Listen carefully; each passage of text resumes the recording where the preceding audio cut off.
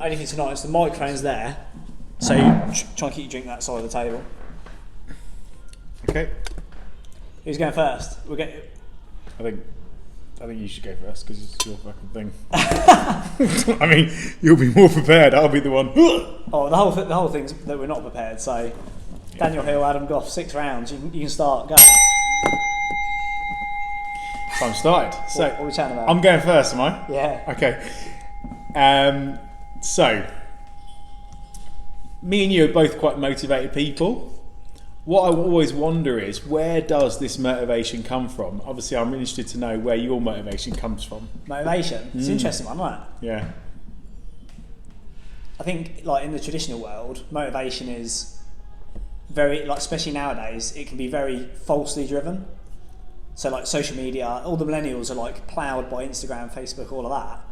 It's like fake motivation. You're like, this is the whole thing about life by design, is not life by comparison, because then you end up chasing yourself. What do you reckon? That's fake motivation. I think I know where some of my motivation comes from. I'm talking like deep down, like why are you so? What I really want to know is what is driving Dan Hill. Like what? I think why are me and you, or why are you getting up at 4 a.m, driving hard, like building businesses? There's easier living out there. Like there's an easier life if you want it. But why is it that you choose? I think probably like my initial thoughts is like two elements. One is I've got a very deeply grained work ethic. I've always been a grafter since I was like a kid. So I've got that work ethic, and if I'm not up and at it at 4 or 5 a.m. and being productive, it doesn't make me feel good. Donald Trump says work can make you happy.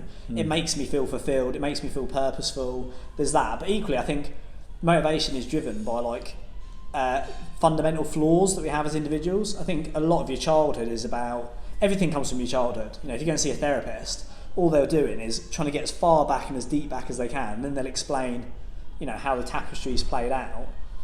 I totally agree with that. Do you think? I think go on. Yes, absolutely. I'm glad you said that, because I'm the same. As I get older, I keep bringing things back to my childhood, and not in like a bad way, like my childhood, and blaming my childhood on stuff. I'm actually grateful for the experiences I had as a child, because I'm very grateful for the person I am now. I think perhaps there's a danger if you have a perfect childhood that maybe you might not be as driven or as motivated. Well, there's that saying, show me a great man who bore a great man. It's like people who are born with, Joe Rogan talks about it, trusts for their backup trusts. What drive have you got to fly out of bed at 4 a.m. and graft like a dog for 15, 16 hours? But it's not even fun. I'll tell you what. Well, I think one of my motivational things about being successful was, because I'm not like traditionally good looking, you're a good looking chap, like traditionally good looking. 50 Cent's got a good quote, and he says, in order for a man to be perceived as being as an attractive woman, so the way a man looks at a woman physically, in order for a woman to look at a man in the same capacity, he has to be publicly successful. And I remember hearing that about 5-6 years ago and thinking that makes a lot of sense. I remember when I was at school, really, because I wasn't like the traditionally handsome kid. You think, right, well, what do I do to get the hot girls, to be the cool kid? And you do the things of that. And when you're at school, it was like, there was things you did at school to make you popular. And as you get older, and then, business and money and things like that drives you to a capacity. Yeah. And every time you get those things, you realise that it's more the chase than the catch, isn't it? I mean, I totally agree with that. But no, that's very interesting what you're saying. I think you're right. I think success. This is all about the why, isn't it? It's like, why am I getting up? And why do I get up and do it where other people don't? I think that's the interesting thing, isn't it? Like, why do you think you are motivated? What is motivation? Well, exactly. So I feel like there's a few things to this when I was thinking about this topic. So I was like, either I've got undiagnosed ADHD and I am just a hyper person. Yeah. And I should probably like get some therapy or some medication for it, because I've always been full of beans. I've always been a hyper kid, and people often tell me to turn the volume down. I'm too excited, right? I mean, that's just school reports at school. Adam has, disrupted the class. He's the centre of attention. No one else can learn. But I feel like when I'm in my zone, that's when I'm at my best. And I'm not always like that. Like when you went and put me in Lehman Brothers working for a bank, I hated it. I was down. I was sat at my desk in front of 4 screens, and that's not me. So I think motivation is when you're finding your energy and you're finding your flow. Like I like talking now, so I'll be energized. But I think I've definitely got some. I must have something to prove. I mean, that's all it keeps coming back to is I must have something to prove.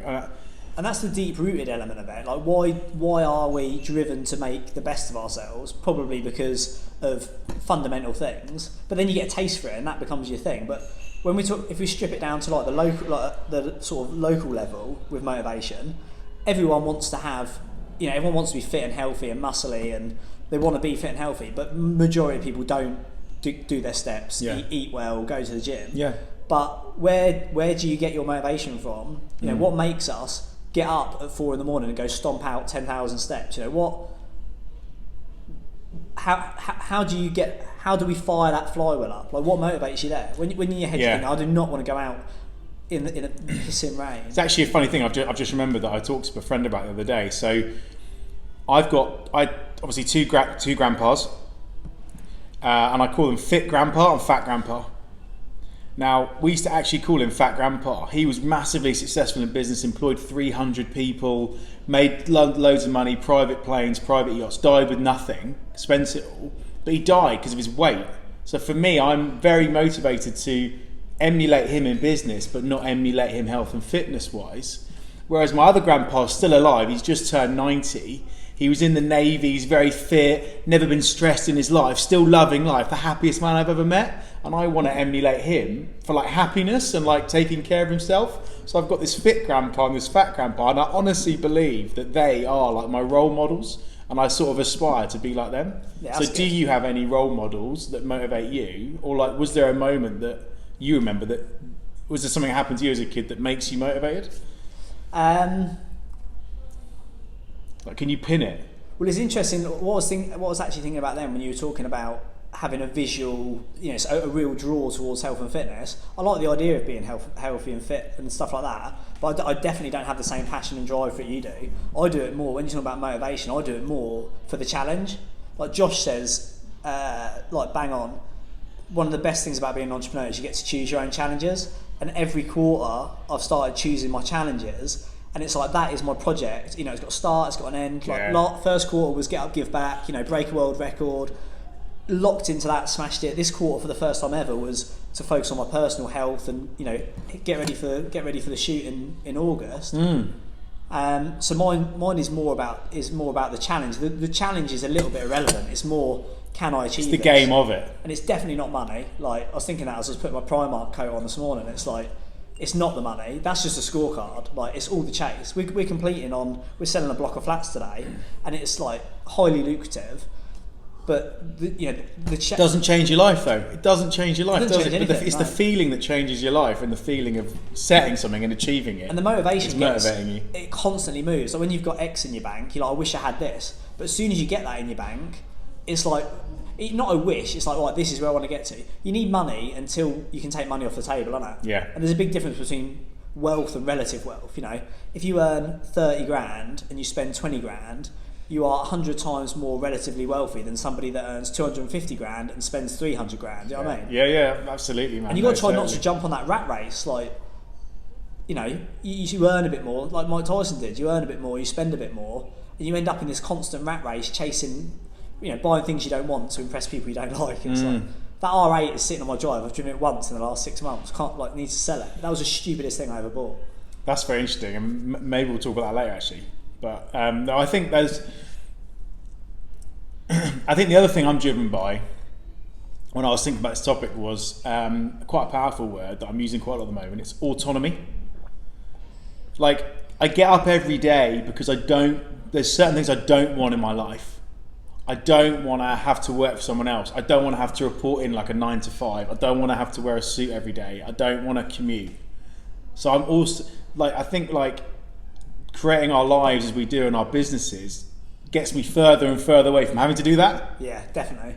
I went on a first aid course about a year ago, And I didn't find it hugely. I went on it because I wanted to. I see a guy collapse at an airport, didn't know what I was doing. I was like, there and then, message Lucy, said, book me on a first aid course. Wow. Because I wanted to be ready if I ever need to use it. Yeah. But it wasn't the most engaging process. I tuned into it, but for the first time ever, I remember watching the clock. And I remember thinking, I was watching the clock. I watch the clock every day, but normally because I'm running out of time, not waiting for it to pass. Exactly. I remember thinking, fuck me, I do not want to go back to a point where I'm getting paid to sit somewhere watching the clock. Couldn't agree more, man. Enjoying going to the toilet, just to sit there and think, we're done. Boom. Round 2. Repeat. There we go. Better late than never. Hit me. Life. Meaning of life. What's it all about? What are we trying to? Why are we here? Is this real? Life. Why are we doing what we do? Are we doing the right thing? Ho! What is the purpose of it all? Is there really a God? Is it? I don't know. I think, God, I mean, that is a tough one. Like, I think. Do you ever think about it? So I always had this massive phobia of death. So do you think you'll die young or old? I'm going to live to 100. There's no doubt. I need that mindset. I'm going for 100, like 100%. And I listened to Jim Mellon speak a couple of years ago, and he was talking about how the kids that are born soon are going to, basically the average life expectancy will go up so quickly that actually people who are born soon will never die. Well, it says, there's that scientist that said if you can live 30 years, you'll live forever. So the thing about life is, the only thing I can relate to this is, I hated dying. I'd never think about it. It would always freak me out. It's the kind of thing that would keep me up at night. It's like death. And in the last couple of years, I've had a lot of growth in this area, and I think like now I've flipped it on its head, and now I see death as the gift rather than life. Like, life's obviously a gift, but death is a real gift because it makes life scarce. And so if you think about like why precious gems are precious, they're only precious because there's only a few of them. Like, it's just a rock. The only reason they're expensive is there's only a certain amount of gold or a certain amount of, diamonds, etc. in the world.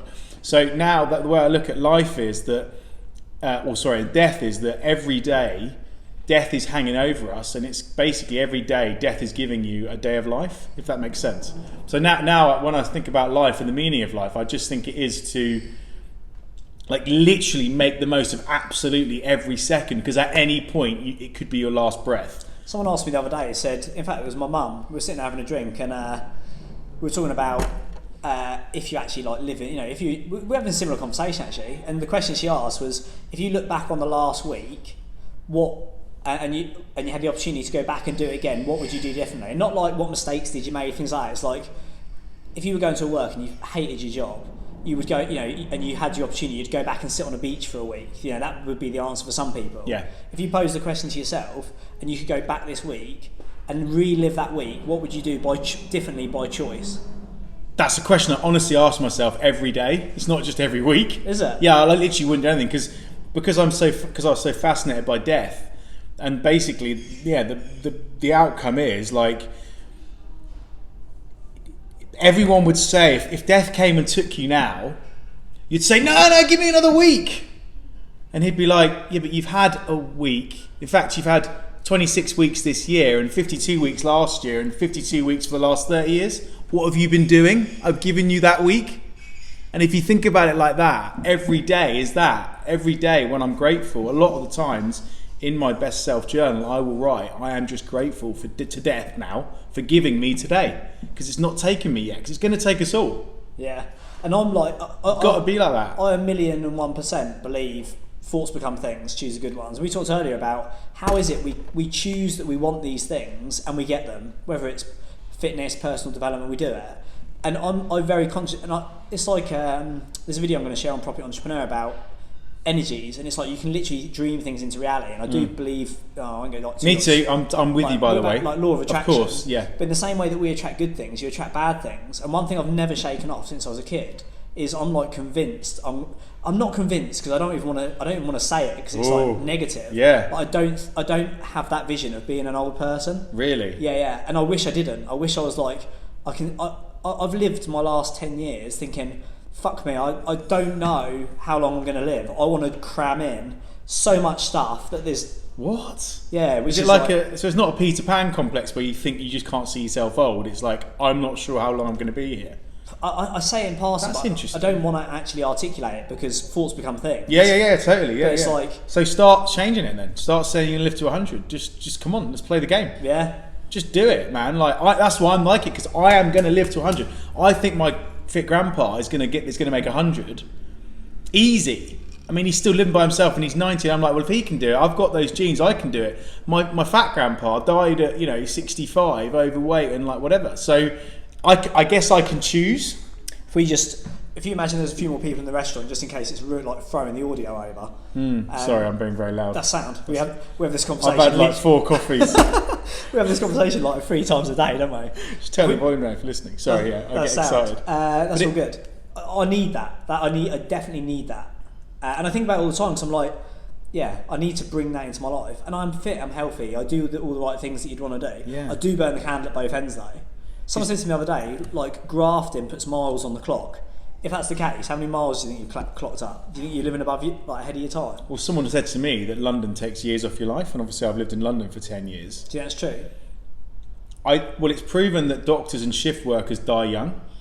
Like policemen, doctors, they all die like on average 10 to 15 years younger. Yeah, because of the shift, the sleep, the interruption to the sleep, your body. So yes, I do believe if you're not putting the credits back in, if you're just taking withdrawals, something I talk about a lot, and we talk about on Property Entrepreneur, is eventually you're going to run out. Yeah. I do think though that we're young enough to have time to put it back. I do think you have to kind of make hay while the sun shines. If you think about our lives like the seasons, we are still kind of in the spring and getting into the summer, and there will be a time where we're in the autumn. My granddad's I walk to the office every day, and I walk past the care home, and the front garden is the windows, which looks out from the care home, and in there is all the people in their chairs, immobilised, just sitting there. And my granddad's partner messaged me the other day saying she's getting frustrated with getting old, her brain's starting to go. She's how old is she? Do you know what? I don't actually know. Yeah. But it's all relative, right? I've definitely got something to add here. Yeah, and she said if I had my time again, I would basically say live hard and fast. She's like, I would go and have a ball, I'd enjoy it. Because there's the other thing, it's like delayed gratification. Do we save all our money till old age? So that it's like Warren Buffett said, like some things you save up till old age, but some things you shouldn't, like sex. Sex, yeah. If you save sex up till your old age, it's a bloody bad idea. I think like my fit grandpa, he talks about, he goes to the golf club. Everyone's 70, he's 90. He said the guys who are 70, they don't move, they don't play golf anymore, they're all waiting to die, Adam, he says. They're waiting to die. That's what he says to me. He's 90, he's playing golf, he's up, he's hanging out with all the women playing bridge because all their husbands are dead. Well, that is... So it's all totally relative, isn't it? Because it's all to do with how old do you feel. So, yeah. Well, that is very inspiring. If we can get to that, that position, we'll be laughing. What age do you think you'll retire? Because that's another thing. Some people retire and then start getting ill. Well, this is the thing. So I don't think I'll ever retire because I think I'm quite aligned with what I want to do every day. I think like what my fit grandpa's taught me is that he still like walks 2 miles every morning with like 2 litres of water in his backpack to the local shop, etc. He'll do stuff with his mind. So the moment you put it down, like there is no end goal. There is no I'm retiring, I'm putting my feet up. It's because we're sharpening the axe all the time, otherwise we're going to go blunt. So it's really up to you when you put it down, and I believe that life is like that. Therefore, I believe we could both go to 100 if we decided to. Let's put it back to life. So talking about life. So 1 minute 30. Talking about life. What is the meaning of life? What do you ever ask yourself that question? And you're like, what am I doing the right thing? Am I making the right decisions? Am I living my life the way I should live it? Am I going to get to 60 and be like, oh my god, Do you ever question whether you're doing the right things? I honestly never have those questions with myself. Really? I never have that dialogue. It's not something I ever think about. I don't know why. I think that's good. That's very good. Well, I've always second guessed everything I do. I'm like, am I making the right decision? So I make strategic decisions rather than follow my sort of, I don't want to say emotions, but like everything's highly strategic. That's one of the best things about living in these 12-month cycles is I commit to it for a year. That is what I'm doing for a year. by the end of it, I'll have something new to do. So I do enjoy that, and I definitely follow that mantra. I love it. I think that's brilliant to have a focus. if someone said, like, if I had my time again, would I not be an entrepreneur? It's like, I honestly don't know an entrepreneur's not a job, it's a lifestyle. It's like, I love the fact that I work my arse off. I love the fact that I don't have to worry about things that I used to have to worry about. I love the fact that I'm taking a team of people with me. I literally love it. Even when the shit hits the fan. I was thinking today, we've got a 10-year anniversary coming up this year, and I was thinking about my sort of speech, and I was thinking I've loved every second. Because it's like, and I always say this, but I don't want to offend anyone, it's like labour. Women go through labour, which is like traumatic, and then afterwards, their body releases a chemical, they forget about that, and then they've got the beautiful baby. I'm the same about my business. I wouldn't change a thing, and it's been tough. Boom. You're up. It's funny because it actually perfectly links onto my next topic. So my idea was, if you couldn't be an entrepreneur, if literally you weren't allowed to be an entrepreneur, what job or lifestyle would you like? What would you do? Honestly, I've thought about this before. Have you? If I wasn't an entrepreneur, I would probably be an alcoholic, a drug addict, or an adrenaline junkie. Really? Honestly, I've thought about it before. I've got an insatiable appetite, like absolutely insatiable. From the second I wake up in the morning, it's like green tea, soda water, piece of chewing gum, brush my teeth, toothpaste, exercise, boom, boom, boom, boom. Same. Honestly, if I didn't have that to channel it's like we've gone on holiday for a week. What do you do for a week? Like, where do you spend your energy? I know you do your health and fitness and stuff like that. 3-day weekends drive me nuts.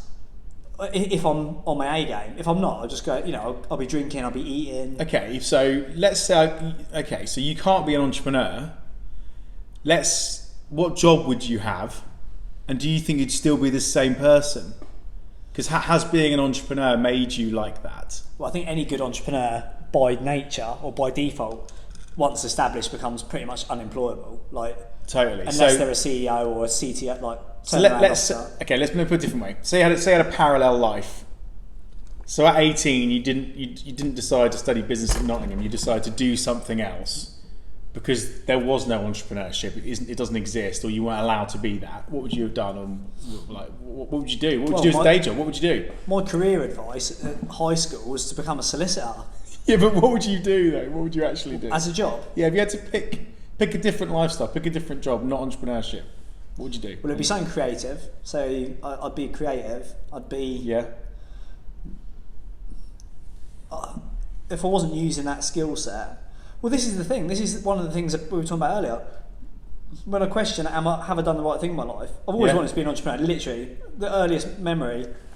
my earliest memory was being in a cardboard box, cutting a hole in it at like Christmas at my grandparents when I was about 4 or 5, and getting people to put their credit cards in, and I'll be releasing sweets out of the box. Brilliant, I love that. Yeah, similar. Like literally. Yeah, I think I sold penny sweets when I was a kid. Why not? I sold anything. You would, wouldn't you? Yeah. You just have it in you, don't you? Yeah, it's just part of that. So what would I? So if you had to get a job, what would it be?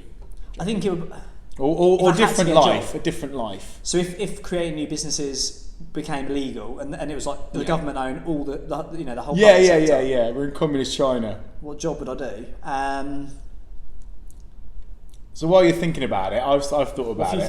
What do you think? Like I often used to say that I would probably have a life of service and join the military, and it always appealed to me to be like an elite soldier in the Marines or the SAS or something like that, and I was definitely sort of sold on that like macho thing. But I think as I've got older, I've realised what that means, and I've seen what happens to soldiers, and it's tough, man. I mean, it really is pretty bad, to be honest.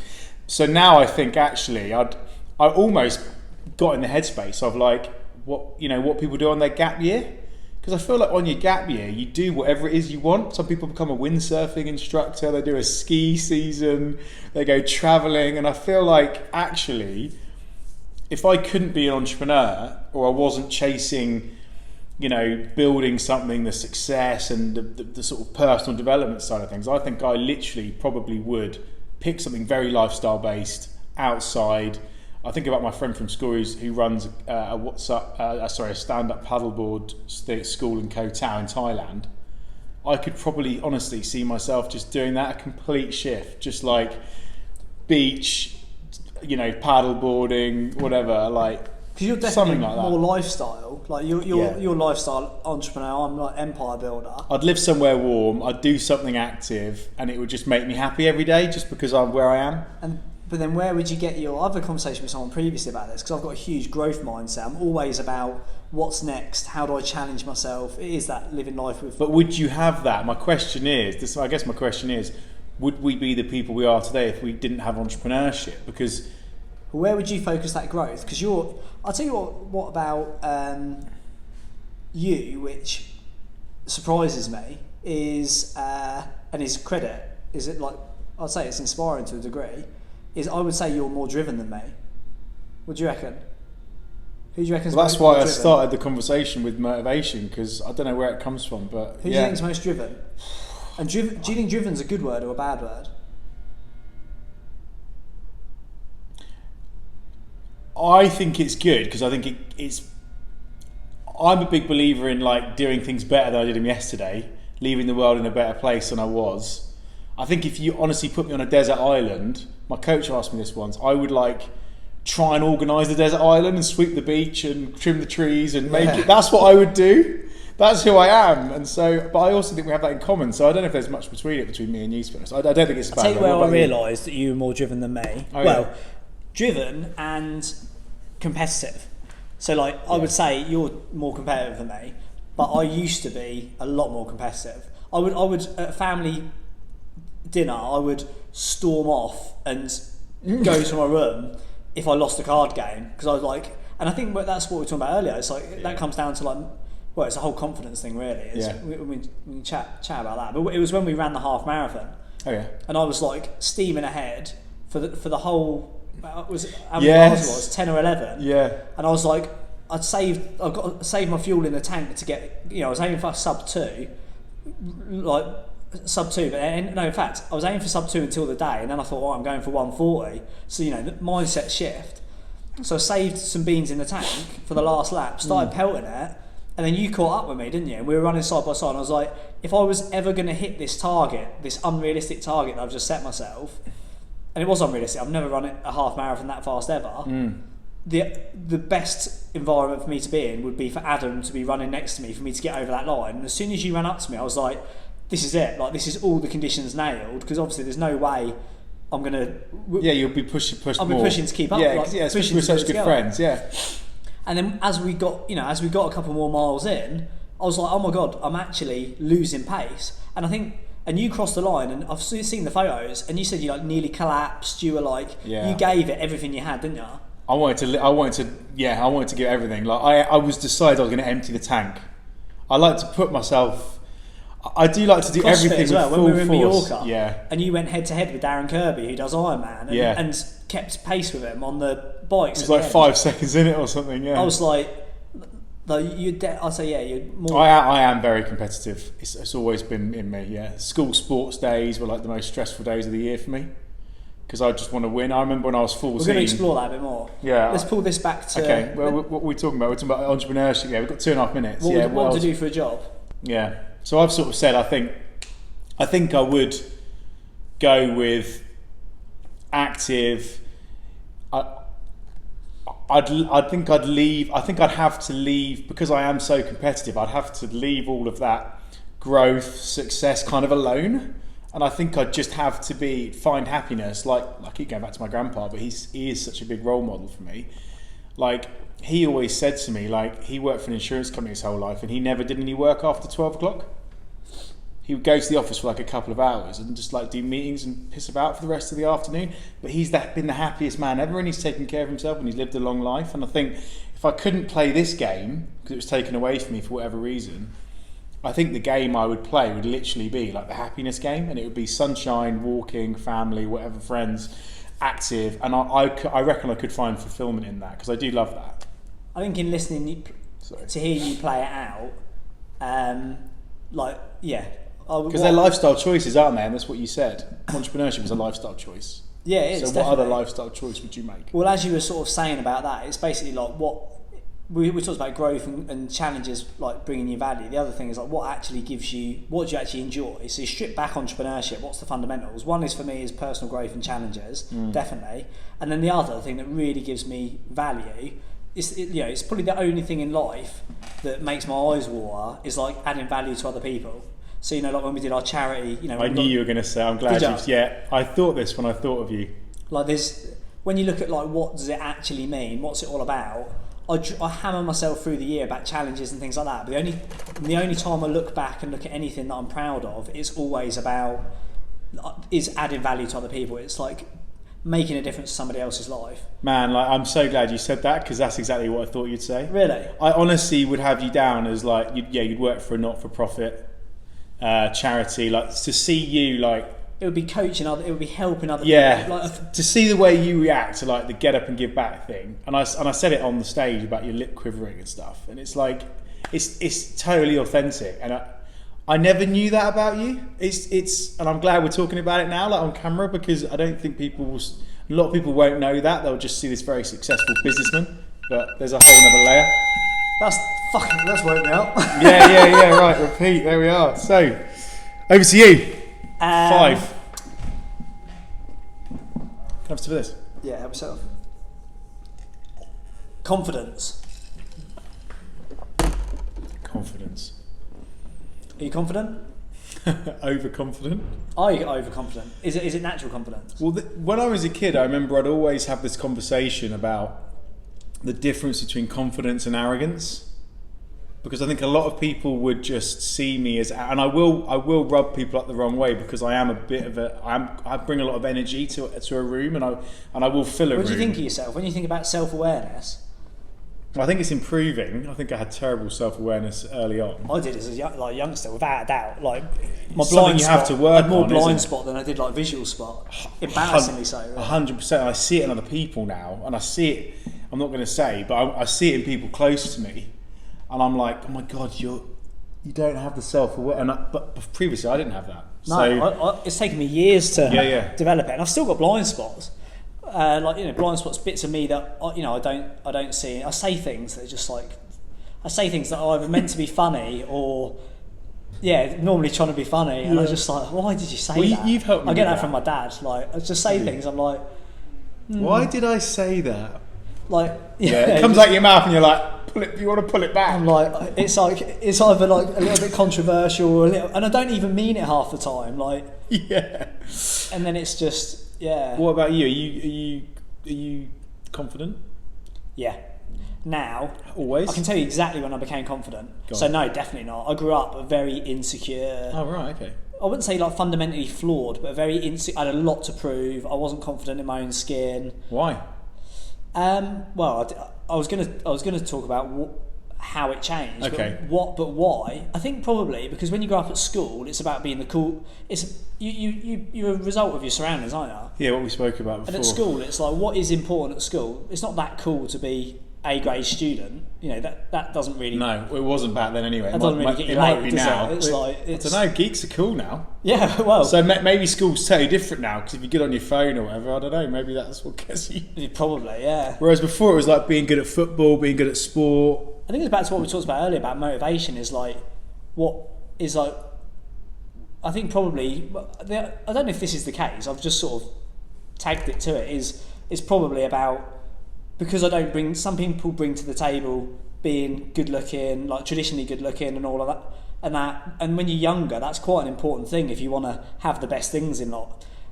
Do you know what I mean? Do you know what I'm trying to say? I do know what you mean, yeah. So it's like, I think there was a lot of drive there to be like, well, I'm not gonna, I want these things. Like, everyone wants to be popular. But people who aren't good looking can be incredibly confident. I think, it must be, like you said, the way you're brought up. I don't know if.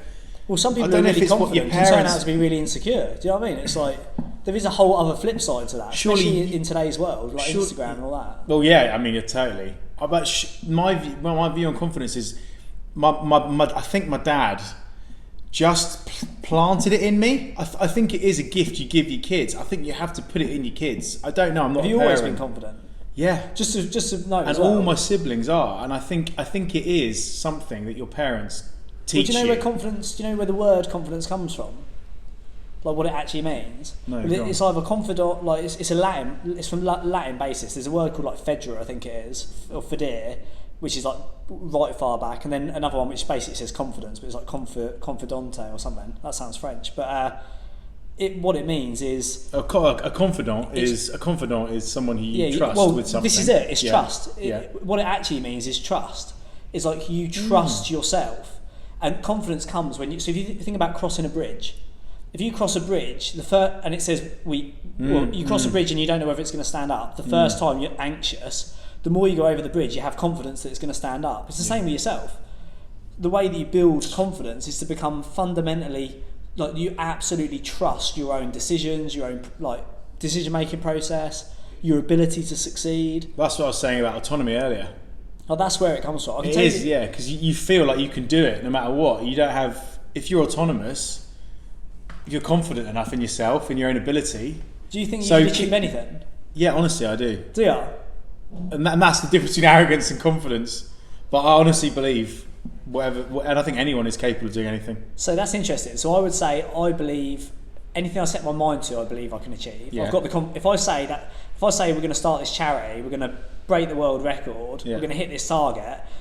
Once that check's written on a bit of paper to start the process, it's like there's no way we're not standing on a stage in 13 weeks lifting the check. Yeah. That's absolutely happening. But if you asked me to learn to play the piano, I don't think I could do it. I don't think I'd have the drive or interest or play the flute, something that's completely not what I want to do with my life. That's interesting. Do you think you would? What would you dislike doing? To answer your question is like, I wouldn't enjoy learning to play the flute, but I could do it. I know I could do it, right? I don't know.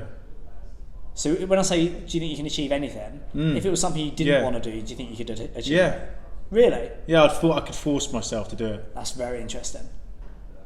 But the thing is, when you start forcing yourself, it's like I could go through all the misery. When you get through that when you get that flywheel going, it's like you were saying about your taste buds. You know, you do change your taste buds. You force yourself to eat celery 8 times. I've hated celery my whole life. You fed me at wherever we were, some hotel, and then I forced myself to eat it 4 or 5 times. I love it now. Really, that's amazing. I didn't know that. Good for you. Yeah, I do like. Yeah, so that is definitely my mindset. I think that's just like coming through. I do. And I appreciate people listening to this and people generally, like, the barriers go up. No, you can't. There's all these reasons why not.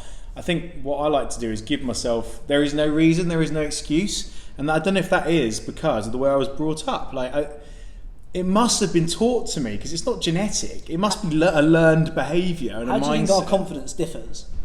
Do you think I'm confident? Do you think I'm a confident person? Yeah, I do. I think I think the thing that impressed me about you always was how confident you were in your like business acumen. So it was like I would see you take risks that I don't think I'd be prepared to take. And I remember asking you like, well, what happens if you don't get planning permission on that site? And you were like, it'd be fine, sort of thing. And you just take it in your stride. Because I believe in business you're incredibly sharp and like you've studied it for so long, you can absolutely nail it. But then when I hear you talk about other things, like, you know, you've mentioned a few times your time at school, etc., I'm like, well, maybe you're not as confident person as you are in business. It's definitely your domain. Well, I'd say, looking back now, all those things all these like fake reality, all these things you think are reality, looking back, all of that was a load of bollocks anyway. It was like you play in this game in this space, but as you get older, it doesn't ever play out like that anyway. And like you said earlier, the things you think you want as a kid is like, actually, you don't want that at all. You go through that, you have those things, and you're like, actually, that's not what I want from my life at all. I can tell you exactly when I became confident for the first time. Yeah, go on. Was when, so I'd already won like Young Entrepreneur of the Year. I'd already won Intuit 100. I'd won some other awards, and but I was still fake it. They help because awards don't help for me. They were just like. Well, this is what I'm getting to. So like, it was cool on the night, but I don't ever. Yeah. Well, that was the time I realised that it's all an anticlimax. Is when I won Young Entrepreneur of the Year. I came off the stage with my award, went into the press interview. I remember thinking, this is like. It doesn't mean as much as you thought. I was expecting confetti popping in my head. Oh, really? That's interesting. But it wasn't. It was just proper like, well, that was, that's job done now. It's the chase more than anything like that. So you were searching significance, but actually you realised you weren't going to get significance. I think it's just from the awards. I've got an award. I don't know if you see it. I put it on Facebook. Yeah, I saw it, man, for the Nottingham thing. Congrats. Yeah. And it's like I really appreciate that, and it's really credible. But it's not like a life changer. It doesn't make me feel like, and I'm very grateful for it. It's like it's very, very grateful, but it's more what takes to become that person than actually being recognised. So it's internal, not external, right? That's what I've learned. Yeah, without a doubt. Like it's who you are. It sounds hippy clippy, but it's who you are here. Success is internal. 10 years ago, maybe even only 5 years ago, you wouldn't have caught me in a business scenario wearing jeans and a t-shirt. Yeah. Like we're in. Look at this yin and yang, white and black. I've just realised. Yeah, well that's it. It's like these are like Primark jeans and a £3 t-shirt from H&M. It's I feel so comfortable and confident in myself now. But I'm being around the bush. Yeah. The time that it all came together was when I won Mastermind. So broke the record, won top performer, went out on the lash, got absolutely smashed. Woke up the next morning, was late for graduate. Was on the way there, like hungover. I opened the door and everyone stood up. Like everyone had already been there half hour. Stood up, gave me a standing ovation. Like, oh, congratulations, Dan. How does it feel? And I was like, honestly, I'm so hungover. You have no idea. And up till then, I would have faked not being hungover. Yeah, I would have been like, I don't want people to know that I drink. Things like that. Yeah. I remember thinking, I'm finally confident in myself. Put a mask.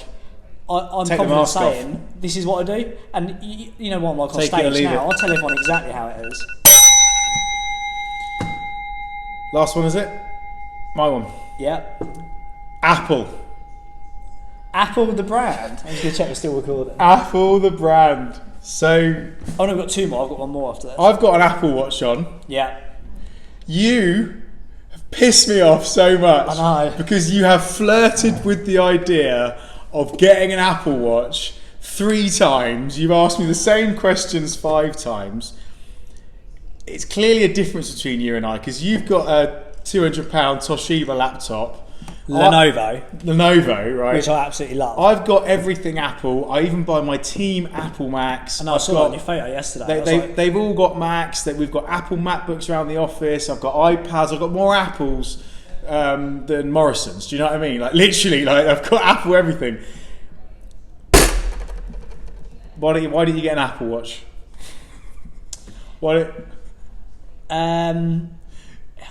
It's expensive. They're like £500. It's expensive. I don't like being connected to my phone. Like the idea of having any phone calls, notifications on my wrist does not excite me. The only thing I want is a heartbeat monitor, and I bought a cheap, not even a Fitbit. I bought a cheaper version for like £18. Okay. Like Fitbit or whatever. So this is it. So why is it expensive? What's expensive? £500. What do you mean 500 quid? What are you talking about? People buy watches for 100 grand. So have you got an iPhone? Yeah. Okay. Couldn't tell you which one. I've just got it. How much was that? I have no idea. They're like 800 quid. Was it expensive? No, it was pay as you go, or whatever it is, contract. Lucy sorted it out for me. So, and this is where I think this is why, because this is good, because this is why. If I wanted it. Have you ever flown business class? No. Why not? Because it's expensive. Do you not have the money, Dan, or what? You bought an R8. I could buy it 10 times over, but... So what is expensive? So, because this is the insight, because for me, right, it's like, this is on my wrist. What do you want? Why do you use it? So, for me, like... What value is it going to add to my life? Okay, so when you say expensive, like, for me, anything that's not actually the reason. You've said it a couple of times. Well, why don't you fly business? Because I think it's a bit of a difference between you and I, because I'm not into material things. I need to make that clear. Like, I'm not motivated by, like, you're the one who's had an R8. I haven't. Do you know what I mean? It's the worst decision I ever made in my life. That's interesting. So it's like, but that was where I got caught up in the like, I've got to get a supercar. Every successful person has a supercar. Yeah. And I bought it and literally drove out and was thinking. So for me, I think a fundamental difference between you and I is I will spend money on things that make my life better. So like, I would fly business class, and I have. I didn't get the 500 quid Apple Watch. I got the more expensive. Mine's £1,000. Like, I went for the better one because I think, like, if I'm going to wear something and use it every day, if I'm going to interact and touch this thing and look at it 25 times a day and use it, I will get the best I can in that thing, because I don't have a lot, but what I do have is the best. And I think that's the same thing with the Macs. Like, if I'm going to have to be on a computer every single day, it's going to be the best computer that I can like logically buy. I don't want to have to wait for it to load. I don't want a blue screen. I don't want a virus. I don't want to scan. I don't want to do any of that stuff. I want to turn it on and it work. And the same, that's a value that's important to me, is the experience, lifestyle, and rewards, and having better things in life. So, you know, like whether it's like I've got my dad bought me a Toomey piece of luggage. And I was like, I would never buy that, it's too expensive. Similar thing to you. That bag is like £1,000. Something I was like, I'll never spend that. My dad bought it for me, and honestly, I'm like, now I understand why people buy Toomey luggage. Like, well, why they can charge £1,000. I remember when I first bought an Apple Mac, and my friend said to me, "You're crazy. They're too expensive. They're £1,000." After like a couple of months of having it, I used to say to them, "Guys, I'm not being funny. I would pay $5,000 for this MacBook. That's how much value it gives me." I would say you have a very, very valid point, and I would say one of the things I admire about you is because we are very different. Although we're very similar, we're very polar opposite. We are. So you manage your money far better than I do, and I would say you're very. I don't know if frugal is the right word. Very shrewd. Shrewd. Shrewd's the best word. Yeah. I wish I was as shrewd as you with my money. I'm like more like I would buy a Lenovo laptop because it's £200 and I'm happy bashing it about. I don't have nice things because I break them, I lose them. It just yeah. But then when you do buy things, they do add value to your life. And I can say I've had a couple of experiences recently. I've bought things that changed my life. I said this to someone this week. So I bought a wallet because I haven't had a wallet for 10, 15 years. That looks nice, man. Yeah, I haven't had a wallet for 10, 15 years, and I always carry like just pocket it full of cards and cash. Oh, and it was like, get a wallet. So I bought this. It was like, I don't know what it was. It's a leather wallet. It's nice, but it was still on the cheap end of the spectrum. But it's a lot. I just love it. It's smart. And when I say it's cheap, it's probably less than £20. And I'm like, I absolutely love this now. I love getting out of my pocket. I think it looks smart. Great. It's organised. Yeah. And then the other thing is my new teapots. These new because I had 3 teapots, and then one cup broke, so I just chucked the cup in the bin and had a pot that didn't match the other thing. And I ended up with these 3 odd bits to the point where one didn't have a lid, so I was moving it around. And then I bought a new teapot and a new tea set, and I just love it. Like, good. So yeah. So can I want to convert you. So like obviously like, the other thing is I actually tried an Apple Watch on the other day. It's like this is my Apple Watch. It was a whatever it's a Fitbit, 50 quid Fitbit. And I love it. I think it's banging. I love a deal, Dan. Like, don't get me wrong. I am shooting my money. I won't waste money. I'll be really strict with it. But there is a time to loosen the purse strings. After asking you for the third, which is going to be the final time, about Apple Watches, I did try one on in the office because one of the team has got one, and I have really dainty not female. They do a small one. They do two. A very dainty, like feminine. They do 2 sizes. Wrists. They do 2 sizes. Look at them. Yeah, but they do 2 sizes. That you can get the ladies one. So the excuses are running out, my man. It just doesn't. Can I ask you a question? I'm not big with technology. Can I ask you a question? What? I bought you a gift. Yeah. Yeah. Would you buy those? So I bought you a set of Apple AirPods because I knew you're too tight to buy them yourself. Yeah. And I knew they'd add a lot of value to your life. Would you buy them now? Do you think they're value for money? Well, knowing how much they are, they're whatever. I'll tell you what, 160 quid or whatever. I would buy them. I would buy those in a heartbeat for somebody else. Because so this is where we're getting the insight into downhill now. Why wouldn't you buy it for yourself? I would buy a gift for somebody for £1,000 or 500. Yeah, I realise that in a second. But why wouldn't you buy it for yourself? What's going on? Why? I don't have anything. I don't own anything. Yeah, but I don't really want it either. The only thing I've ever bought of any value is my R8. So I hate it. You would rather hold so if I said to you, right, I want my gift back. Yeah. You'd still do the wires and. Or would you buy them now? I've got a bit of a confession with the earpods. You've lost them, haven't you? I've lost the box. I tell you, I lose everything. I can get a box for you because my friend's lost her AirPods, so I'll give you the box. And that works perfect. Yeah, I'll bring it next time. I even ordered some. So I went to order the ones, and then I ordered the cheaper ones. So you haven't been using them? Only for last week or so. But would I? I don't know. But then. So Shiv said the other day, he said a passing comment on the WhatsApp group, said, I thought you were an early adopter. I don't think I am really an early adopter. Like, I'm not like... No, I think you have to get consensus. I think you like to ask around, get consensus. I think for me it's funny because you said about your T-shirt, £3 from Primark, right? H&M. This is actually or H&M. So this is like 60 quid from Lululemon. Is it really? Yeah. So this is a great example. So I've got a T-shirt that's exactly the same as that. It cost me about £5.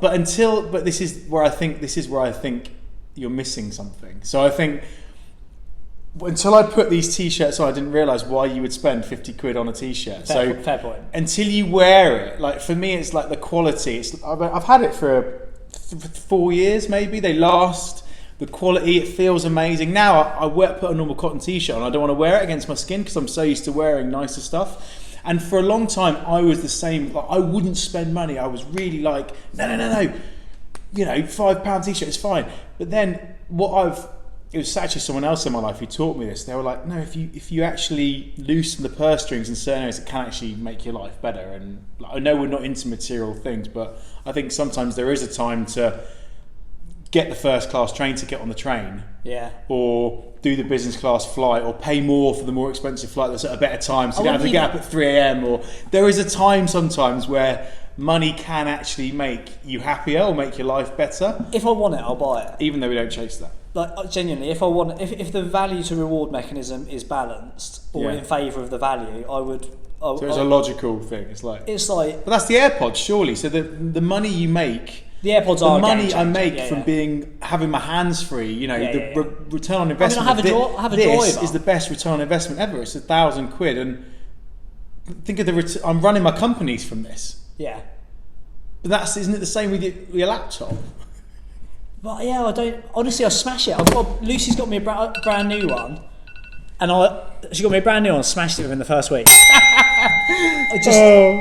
Well, it's a good conversation. Last one, final one. Work-life balance. You're talking to the wrong dude. Do you think you've got a good work-life balance? I mean, define good. Like for me, I'm very happy with where I am, but I think to a lot of people they would find it quite alarming, the amount of work. I mean, I know I logged like 240 hours on Toggle last month, and I worked out that Is that a week? So it's like, you know, what's your working day? It's about 60 what time do you a start? week. What time do you finish? So I will have sat down at my desk, ready to go, having already done yoga and be ready and stuff at 6 a.m. And I'll normally be working and I will normally have about 45 minutes to an hour off before sleep. And sleep is about 10. So I will normally work 6 till 9. Now, of course, there'll be times where I'm eating during that time. Maybe I'll go to the gym. You know, there will be time, there will be whatever. But basically, I work at least 11 hours a day. And when I say work, I mean sat down, worked on the timer. But I love it. I think a lot of people would say that's really unhealthy, but I'll find myself going to my man cave because I want to finish a task. I literally love it. For me, over the last couple of years, whereas before, so I'm just going to speak for a sec because I just need to get this out because this is actually quite important to me. So weirdly, before I would like be off or on. I'd either be working or not, and I'd have clear lines. And like on a Sunday, or in the evening, I'd be like, I'm off, and I couldn't get back into work, and the lines were very distinct. Now the lines are completely blurred, and I feel like it's very aligned. So like I can have a work conversation on a Sunday morning at 7 a.m. now, whereas before I would like almost refuse to, because I used to see it as work and life. Now I do see them as aligned, and it's way easier. It's way less effort. I'm working more, but I'm living more. It's not the same thing. Like we're having this conversation now. You know, we'll go to Mallorca in a couple of weeks for the weekend. We'll spend the whole weekend working, but we're not working. We're having fun, and so you know, I don't know. Like we'll meet for breakfast here when we come to the Belfry, and we're meeting breakfast. I was thinking about you this week because like this week I've been full tilt. Like it's probably. It's been full tilt. I don't know if it's been the busiest. It's definitely been the busiest week this year, and it's all good stuff. Buying companies, selling developments, like very lucrative, good fun stuff. But it's been balls to the wall. Probably like last month we talked about. I wanted to get back on my AAA game, like all guns blazing, get out of fourth gear into fifth and sixth. I'm in like 7th and 8th gear now, going too fast. I wouldn't say that the tyres are about to come off the car, but the tyres are definitely screeching. You know, we're at that level. And I was thinking about you because one of the things I admire about you is that you do have a very militant structure. Like you do work very well. And I was thinking I have a rhythm to get it all in. And exactly. And you don't seem to overcook it. Although I can remember a few months ago you did have a bit of a wobble when you were having a bit of like approaching burnout sort of thing. Yeah. Because it's easily done, isn't it? It's like anything. Yeah. Anything you enjoy doing, you eat too much of it and it has a negative impact. I was thinking, I wonder if I'm sitting here with like chunky tasks, so 90-minute tasks, and I'm working through them high value, productively at pace. And I was thinking, I wonder if Adam works at this pace, or if he's more laissez-faire and has a nice coffee. While I'll sit down and I'll bash something out. No, man, I'm the same as you? you. Yeah, you go at it. I have to pull myself away from the desk. Yeah. So like, I'll do the toggle. Do you ever do nothing? Never. I tried to sit and have a cup of tea and do nothing yesterday. I try and do it. And I am trying to enjoy my life more. Like walking is a good one. Well, I will. No, so I say never, but I will. I am aware of when I did my meditation retreat, which is why I went on it. He said, "We're human beings. We're not human doings." Yeah. I saw it on your Facebook. I saw it somewhere. And we need to stop doing. So I say never. No, I do. I do practice that. But I think the reality is I do other stuff. It's finding that balance of not procrastinating, which makes you feel like shit. And not going all guns blazing towards burnout. I wouldn't say I'm anywhere near burnout at the minute, because if I wasn't this actively fit and healthy, there's no way I'd be able to do what I'm doing. It's finding that sweet spot in the middle, isn't it? Well, yeah, and for me, what works is, and the rhythm is very important. So, like whether it's a day or a week or a month, there's blocks of time where I am not working. So, for example, like in the day, I'll pull myself away, and like having a step target's really good because you have to go walking, so it's a break. Walking's a game changer. Like I will work. I could probably sit and work for 6 hours straight, like you. But what I figure out is that I'm actually less productive eventually. My brain starts to fry. Whereas if I can work for 12 hours, if every 90 minutes I had a 15-minute break. Yeah. So it's knowing yourself. And equally in a week, I will balls to the wall till Friday night. I will be working, like I said, 11 hours a day. But on Saturday, no matter what happens, it's a me day. Yeah. And sometimes I'll work on a Saturday, but basically 90% of the time I won't be, because I know I'm putting the credits back in the bank account on the Saturday, and then normally I will work on a Sunday and plan my week and prep for the week. A good balance. You've got to have a rhythm. A good balance for me is not working weekends. It's like Friday night off like a switch. Yeah. And then not picking it up till Monday or thinking about it or worrying about it or anything like that. But at the minute we've got how much we've got going on at the minute. There's so much stuff going on. I've been working all guns blazing during the week and then clawing in half day on a Sunday. But I'm going, last 4 or 5 weeks I've gone away on a Friday, or last. That's awesome that you're going away. Coming back on a Sunday morning lunchtime and then work Sunday afternoon. I don't think there's anything wrong with working on a Sunday. Like, if it feels like I've had a holiday. I'll come back. By the time I get to Sunday lunchtime, I'm like, I need to get back to. Yeah, 24 hours is enough off. Like, I feel like a Friday night and a Saturday off. By Sunday, I'm sort of ready to. It's not. I don't necessarily do hardcore work on a Sunday, but I am prepping for the week, organising, getting into. I'm just clearing the desk. I'm mopping up. Clearing the desk. Exactly. I try not to do too much. The bits that haven't been done, or any personal stuff that I want to get done, I'll do there. Yeah, I've had a few weeks recently where I've not had a day off for like probably 2 or 3 weeks. Worked Saturday and Sunday a bit. That's not good for you, without a doubt. That is a completely false economy. This is what I mean. It's like you can work all day, you can lock yourself in a room for 12 hours and work, but you are going to burn yourself out. It's a false economy. Yeah. You've got to pull yourself away. You've got to have regular breaks, and it's the same at the end of the month. Now I am booking away like 2 nights every month, or a night off, just somewhere else that isn't home, like you're doing. But things like that, I'll book it in a second. Like you tell me, I don't even know how much those things cost. You tell me the flights and the thing, and I'll pay for it because it's like. Can you see the value? Things like that, I'm like absolute no-brainer. But if you were like, we're going to fly business class and go for a week, I'd be like, I'll fly out. Like my family will go away for a week on holiday. I'll say I'll fly out for the weekend, and I'll come home because that works for me. Yeah. The idea of doing. I would be anxious by the end of the week. You don't like doing nothing. See, I can go away for a month. I'll go away for a month this December. Well, I think whereas that's you won't go away for a week. I know, yeah. We're so different. Well, I think I need to experience that. I'm seriously thinking about taking this December off and trying it because, don't knock it till you tried it. I love entrepreneurship and business like it's a hobby. Like I would literally do it all day, every day if I had the choice to, but then I'd have too much that it would be bad for me. Yeah. So you don't have a work-life balance either then? Is that what you're saying, basically? Well, because you won't even let yourself go away for a week. I think the danger, but it's not like I won't let myself because I feel compelled to, or like, when you're a young entrepreneur and you have this parental angst that you leave the business and the whole thing's going to collapse. Yeah, I cannot go to the office for 2 weeks, and I honestly don't have any concerns about the businesses running. It's more the fact that I love being engaged, productive, purposeful, and it's like this urgency that I'm like, I want to do this stuff, and I get excited about it. And I want to do it the best that it can to be.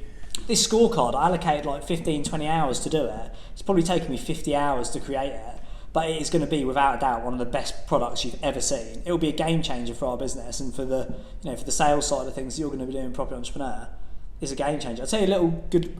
When you're talking about going for a walk, I was listening to, what's that book that we've been listening to at the minute? Essentialism. Yeah, by Grant McKeown. There's a lot. Normally, I listen to personal development books, and I'm like, I cracked that a few years ago. I already know that. There's so much stuff in there that I'm like, I really need to be practicing what he preaches, if you know what I mean. Yeah, it's a very, very, very powerful book, isn't it? And one of the things is about doing nothing. I've been walking to the office without my headphones in. Do you always have your headphones in? No.